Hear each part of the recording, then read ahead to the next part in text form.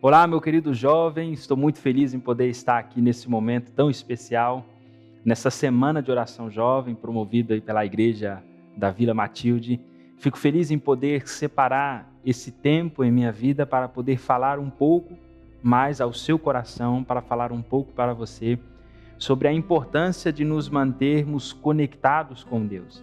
Essa semana de oração, com o título Você Não Está Sozinho, é uma semana de oração que muito conforta o meu coração e eu tenho certeza que conforta também o seu coração por saber que ao nosso lado existe alguém que pode nos dar vida, nos dar paz, nos dar alegria e por saber que mesmo em meio às dificuldades dessa vida, nós temos alguém que nos socorre e que nos ampara. Esta semana de oração, o título maravilhoso da qual eu quero falar hoje, nessa noite para você, é sobre Eu sou o caminho, a verdade e a vida.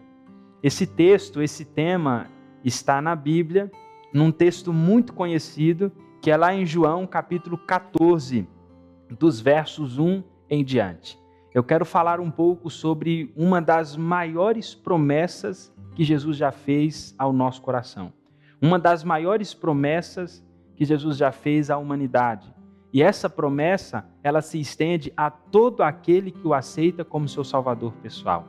Jesus, quando falou essas palavras que eu irei ler aqui, não foi destinado a um grupo específico de pessoas, a uma classe apenas de pessoas, sem que não pudesse alcançar as demais pessoas que ainda viriam existir nesse mundo. Quando Jesus falou as palavras que eu vou ler em João capítulo 14, essas palavras se destinam a todo aquele que o aceitá-lo como seu Salvador pessoal. E você jovem, você irmão que está me assistindo, eu quero que o seu coração seja confortado com as palavras desse texto. E eu vou começar lendo para você o que está em João capítulo 14, do verso 1 em diante. Não se turbe o vosso coração. Credes em Deus, crede também em mim. Na casa de meu pai há muitas moradas. Se assim não fora, eu vou-lhe teria dito, pois vou preparar-vos lugar. E quando eu for e vos preparar lugar, voltarei e vos receberei para mim mesmo, para que onde eu estou, estejais vós também. Eu vou parar aqui para que a gente possa fazer uma breve meditação sobre esta promessa extraordinária que Jesus fez aos seus discípulos quando esteve aqui nessa terra. Os discípulos passaram ao lado de Jesus por volta de 3 anos e meio. Esses homens estiveram ao lado do seu mestre, comendo junto com Jesus, dormindo junto com Jesus, orando com Jesus, caminhando com Jesus pela região por onde Jesus andava. Esses homens passaram 3 anos e meio aos pés de Cristo, ouvindo-lhe os ensinamentos, ouvindo as orientações, as advertências, os conselhos. Passaram todo esse tempo, Cristo lhes ensinando um pouco mais sobre a missão que eles teriam que realizar neste mundo, sobre a grande obra que eles teriam que fazer. E Cristo procurou colocar na mente dos discípulos o objetivo também pela qual ele veio neste mundo. E após o grande sacrifício que Cristo fez na cruz do Calvário, por mim e por você, após ele sofrer na cruz do Calvário, ao 3º dia Cristo ressurgiu. E agora a obra de Cristo aqui nessa terra havia terminado.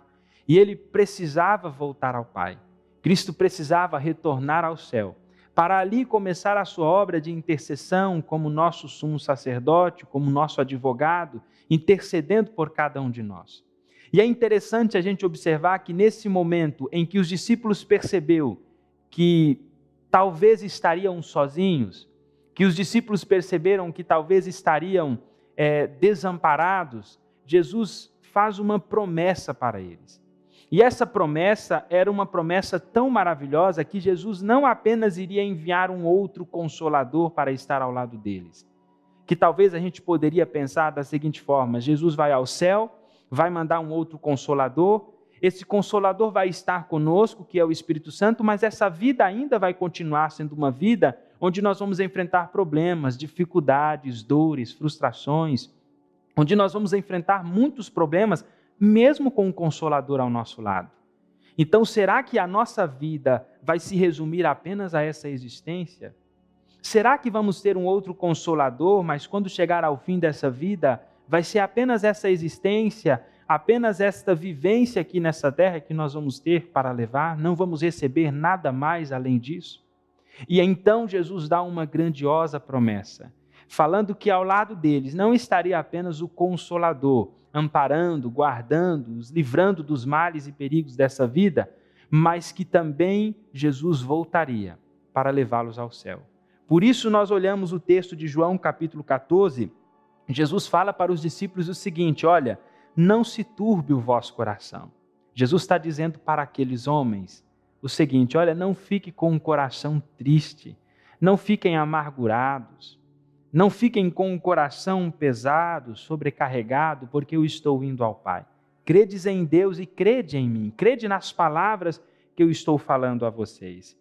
E aí Jesus agora diz para aqueles discípulos, o verso 2, da seguinte maneira: olha, na casa do meu Pai há muitas moradas.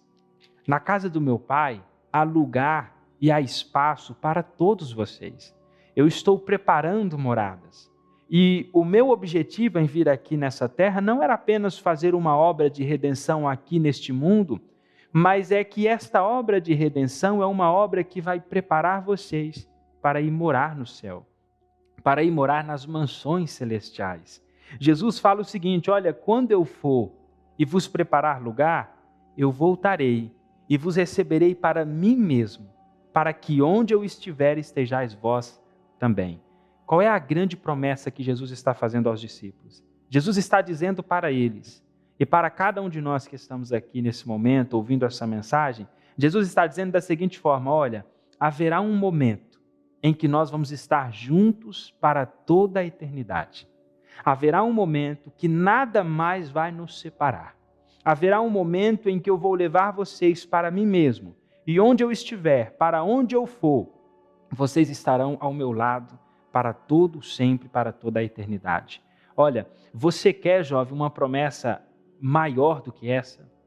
Será que você deseja uma promessa mais extraordinária do que essa? Porque não existe uma promessa maior do que essa. Não existe uma bênção tão grandiosa do que uma vida eterna e estar ao lado daquele que nos libertou do pecado e que nos deu uma nova oportunidade de vida. Então, o que é apresentado aqui para nós é que Jesus, ele é a nossa vida e ele é aquele que pode nos levar rumo à salvação, rumo à vida eterna. Mas os textos continuam dizendo porque os discípulos tinham algumas dificuldades de entender as palavras de Cristo. Assim como às vezes nós temos quando estudamos a Bíblia. Às vezes nós temos algumas dificuldades, a nossa mente é limitada e às vezes o jovem, ao estudar a Bíblia, pode não entender algumas coisas que aqui estão escritas. Assim como às vezes eu tenho dificuldades também de compreender, os discípulos tinham dificuldades e não conseguiam entender por completo as palavras de Cristo. E aí o verso 5, o verso 4, continua nos dizendo: e vós sabeis o caminho para onde eu vou. O verso 5 continua dizendo: disse-lhe Tomé: Senhor, não sabemos para onde vai, como saber o caminho? Respondeu-lhe Jesus: eu sou o caminho, eu sou a verdade, eu sou a vida. Ninguém vem ao Pai senão por mim. Se vós me tivesseis conhecido, conhecereis também o Pai. Desde agora o conheceis e o tendes visto. Replicou-lhe Filipe: Senhor, mostra-nos o Pai, e isso nos basta. Filipe faz um pedido: nos mostra o Pai. E ao nos mostrar, nos basta. Isso vai ser suficiente para nós. Jesus disse o seguinte: Filipe, há tanto tempo estou convosco, e não me tendes conhecido? Quem me vê a mim, vê o Pai. Como dizes tu, mostra-nos o Pai? Não crês que eu estou no Pai e que o Pai está em mim? As palavras que eu vos digo, não as digo por mim mesmo, mas o Pai que permanece em mim faz as suas obras. É muito interessante a maneira como Jesus explica para os discípulos e tenta deixar claro para os discípulos que as suas palavras não eram palavras difíceis de se entender. Os discípulos perguntam para Jesus: mostra-nos o Pai, Senhor. E Jesus fala assim: olha, quando vocês veem a mim, vocês estão vendo o Pai. Ao olhar para mim, vocês estão olhando para o Pai. Como é o caráter do Pai? Como é o amor do Pai? Qual é a misericórdia do Pai? Como que o Pai é justo? De que forma é a justiça do Pai? Jesus está dizendo, olha para mim e vocês vão perceber quem é o Pai. Vocês vão entender como é o Pai. E Jesus aqui se coloca como alguém que é o caminho, a verdade e a vida. Que caminho é Jesus? Que caminho é esse? Jesus é o caminho que nos liga ao Pai. Jesus é o caminho pela qual nós podemos ter acesso ao Pai, sermos livres do pecado e alcançarmos a salvação em Cristo Jesus. Jesus é a verdade. O texto da Bíblia nos traz algo interessante porque Jesus não é apenas aquele que diz a verdade. Jesus, ele é a verdade. A verdade, querido jovem, é algo real. A verdade não é uma coisa que nós podemos imaginar que hoje é de um jeito, amanhã pode ser de outro. Jesus é a verdade. A verdade é algo real, é algo concreto. E não existe falsidade ou engano ou mentira na verdade. A verdade é Jesus. E ao mesmo tempo ele diz que é a vida. Jesus é a fonte da vida. Jesus venceu a morte na cruz do Calvário. Jesus é aquele que nos dá a vida para estarmos próximo do Pai. E é através dele que nós alcançaremos a vida eterna. É através de Cristo e em Cristo que nós podemos alcançar a vida eterna. E ninguém vem ao Pai se não for por mim. Por quê? Porque Jesus morreu na cruz do Calvário e nos conectou ao Pai novamente. O sacrifício de Cristo, a morte de Cristo na cruz do Calvário, é o meio pela qual nós alcançamos a Cristo e recebemos a vida eterna em Cristo Jesus. Com essas afirmações, Cristo diz o seguinte: Ele nos dá acesso ao Pai, porque Ele é Deus, Ele é real e pode nos libertar, Ele nos dá a salvação e a vida eterna.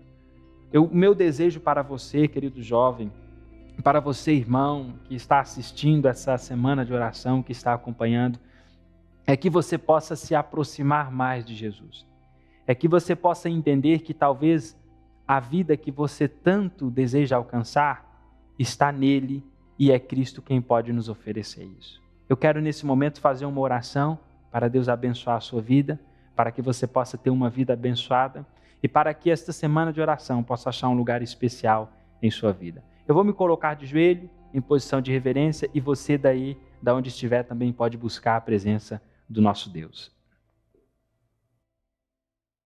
Senhor nosso Deus, querido Pai, eu venho te agradecer imensamente pelas bênçãos derramadas em nossas vidas e por esta semana de oração que o Senhor nos concede, onde podemos estar aqui, Senhor, nesse momento, meditando em Tua Palavra e compreendendo um pouco mais aquilo que o Senhor tem a falar aos nossos corações.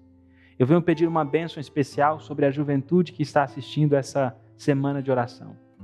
Sabemos que os jovens são tentados de todas as formas, de todas as maneiras, para que possam assim se desanimar da fé, se afastar do caminho da verdade e ir para longe dos seus braços, Pai. Por isso eu venho pedir uma bênção especial sobre essa juventude. Que o Senhor não permita os jovens serem alcançados por Satanás e que em cada tentação ou provação que eles enfrentar, que o Senhor possa estar ao lado deles, amparando, guardando, protegendo e dando força para que eles venham vencer essas dificuldades, Pai. Abençoe esta semana de oração. Abençoe a todos que estão envolvidos na preparação da mesma. E esteja com a nossa juventude espalhada em todos os cantos neste mundo. Em nome de Jesus. Amém, Senhor.